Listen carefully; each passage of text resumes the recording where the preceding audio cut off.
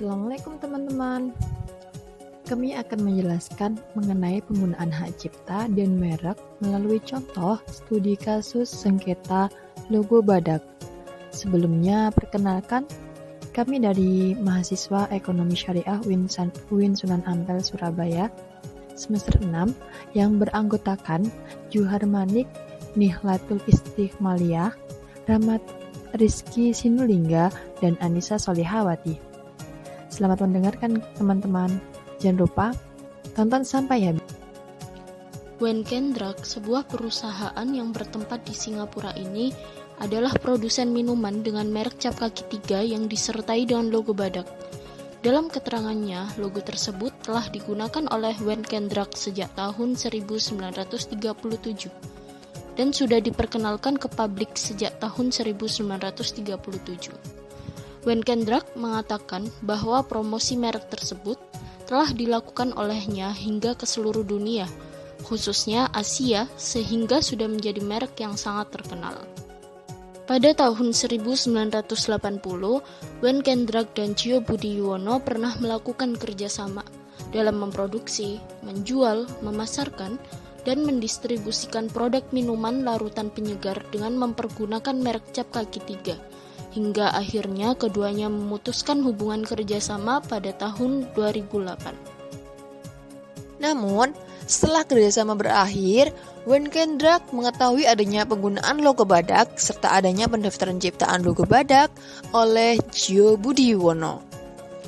Wenkendrak kemudian melalui kuasa hukumnya melakukan gugatan pembatalan pendaftaran ciptaan lukisan dengan judul badak dan tulisan larutan penyegar dengan nomor 028036 pada 27 Juli 2005 dan lukisan dengan judul badak ditambah kaligrafi Arab dan tulisan larutan penyegar badak nomor 027523 pada 11 Agustus 2004, keduanya atas nama Gio Budi Yuwono.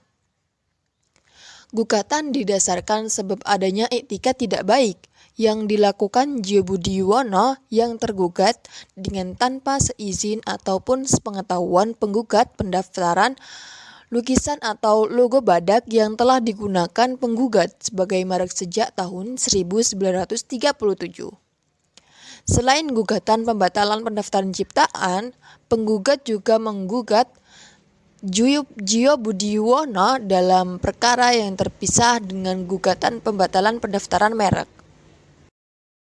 Bagi penggugat, sejak tahun 1937, logo badak tersebut merupakan satu kesatuan dengan merek cap kaki 3 yang dimilikinya. Tergugat selain mendaftarkan hak cipta kedua logo badak tersebut atas namanya, juga menggunakan logo tersebut sebagai merek atas produk minuman yang diproduksinya. Hal ini menyebabkan adanya dua produk minuman larutan penyegar di pasar yang sama-sama menggunakan logo badak dalam kemasannya. Penggugat keberatan dengan hal tersebut karena kerjasama antara keduanya sudah berakhir, dan penggugat sudah tidak memberikan izin kepada tergugat terhadap penggunaan logo badak yang disengketakan. Analisis studi kasus. Dalam studi kasus sengketa logo badak tersebut dijelaskan bahwa penggugat merasa keberatan terhadap penggunaan logo badak yang dilakukan oleh tergugat, yang digunakan dalam produk minuman yang diproduksi oleh tergugat.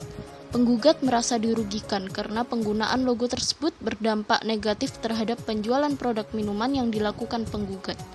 Dampak negatif yang dirasakan penggugat tersebut terutama dalam hal tingkat penjualan, di mana kemungkinan besar akan mengalami penurunan akibat adanya pengambilan sebagian pasar oleh tergugat. Tahun 1937, penggugat telah memperkenalkan atau mempromosikan ke publik merek cap kaki 3 beserta logo badak yang merupakan satu kesatuan dalam produknya.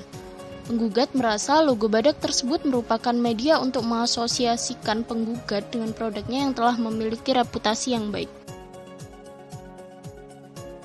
Perlu diketahui bahwa terhadap logo badak tersebut, selain sengketa hak cipta, pada tahun 1928 hak cipta /2010 Pengadilan Negeri Niaga Jakarta PST.Jo. Putusan Mahkamah Agung nomor 766K PDT SUS /2010 terdapat juga sengketa merek, yaitu berdasarkan putusan nomor 29 merek 2010 PN Niaga Jakarta PST.Jo. Putusan Mahkamah Agung nomor 767K PDT SUS /2010. Dalam sengketa merek tersebut, penggugat keberatan dengan penggunaan dan pendaftaran lukisan badak oleh tergugat karena lukisan tersebut mempunyai persamaan pada pokoknya dengan merek terkenal cap kaki 3 yang terdapat lukisan badak milik penggugat. Lalu, dalam sengketa hak cipta, putusan nomor 28 hak cipta /2010 Pengadilan Negeri Jakarta PST.Jo. Putusan 766K PDT SUS 2010 bahwa objek lukisan badak 028036 dan 027523, penggugat menyatakan bahwa dia adalah yang pertama kali mengumumkan lukisan badak tersebut yang digunakan dalam perdagangan larutan penyegar yang melekat pada merek cap kaki 3. Pernyataan ini memperjelas peruntukan dari lukisan badak sebagai merek atau dengan kata lain komersialisasi dilakukan bukan terhadap lukisan badak namun terhadap produk minuman yang diproduksi oleh penggugat. Berdasarkan argumen-argumen yang disampaikan penggugat dalam kedua sengketa yang sudah saya sampaikan tadi, kepentingan penggugat terhadap logo badak sejatinya merupakan kepentingan merek. Penggugat tidak hanya keberatan dengan perbanyakan atau pengumuman logo badak semata, melainkan terhadap perbanyakan atau pengumuman yang diikuti pelekatan logo badak tersebut pada produk yang Kepentingan dibalik tidak klaim diproduksi penggugat olehnya. sebenarnya lebih dilindungi rezim merek. Penggugat tidak ingin logo tersebut digunakan oleh tergugat dalam produk yang diproduksi oleh tergugat. Kerugian yang dialami penggugat bukan akibat perbanyakan logo badak semata, tetapi lebih karena adanya pelekatan logo badak dalam produk yang diproduksi oleh tergugat. Apabila tergugat hanya melakukan perbanyakan terhadap logo badak semata tanpa menjadikannya sebuah merek, maka hal tersebut bisa jadi tidak merugikan penggugat. Justru, yang terjadi adalah tergugat membantu penggugat mengiklankan produknya.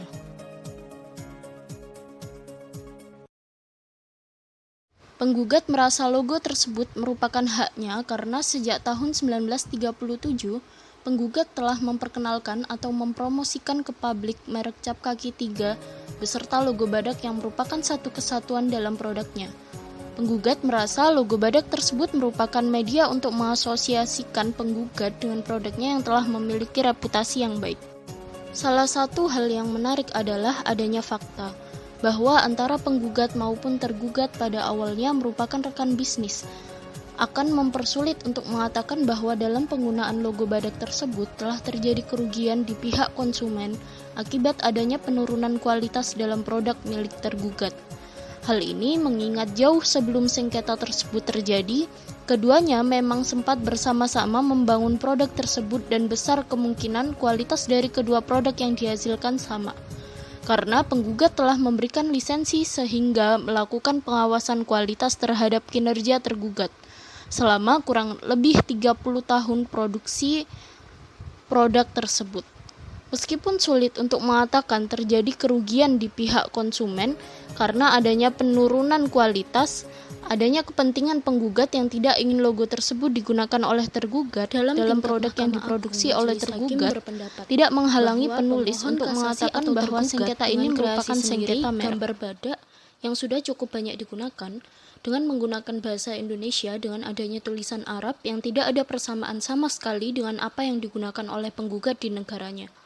Mereka juga berpendapat bahwa pemohon kasasi sebagai pengusaha nasional Indonesia telah mendaftarkan merek ciptaan sesuai dengan ketentuan hukum yang berlaku. Kalimat digunakan menunjukkan bahwa majelis hakim mengetahui bahwa komersialisasi tidaklah dilakukan terhadap logo badak tersebut. Para pihak yang bersengketa bukanlah penjual logo badak. Mereka adalah produsen minuman yang menggunakan logo badak sebagai merek atau paling tidak bagian dari suatu merek. Perlindungan hak cipta pada dasarnya hanya diterapkan dalam kaitannya dengan komersialisasi ciptaan. Dengan demikian, yang menjadi objek adalah ciptaan itu sendiri, yang dikomersialkan melalui perbanyakan atau pengumuman. Penggunaan pertama merupakan konsep perlindungan merek dalam sistem deklaratif yang pernah dianut di Indonesia sebelum kemudian dirubah menjadi sistem konstitutif. Kemudian dalam tingkat yang sama, pada pengadilan niaga pendapat majelis hakim menyatakan bahwa dari bukti P4JOT 15 berupa surat persetujuan pemberian merek dagang cap kaki 3, bila dihubungkan dengan bukti P2 berupa gambar kemasan cap kaki 3 dengan menggunakan logo badak, bukti A6 membuktikan bahwa sejak adanya cap kaki 3, yaitu sejak tahun 1937, maka sejak itu seni lukis badak telah dipakai dan dipromosikan oleh penggugat, menunjukkan bahwa majelis hakim dalam tingkat ini telah mengetahui logo badak tersebut diperuntukannya sebagai merek.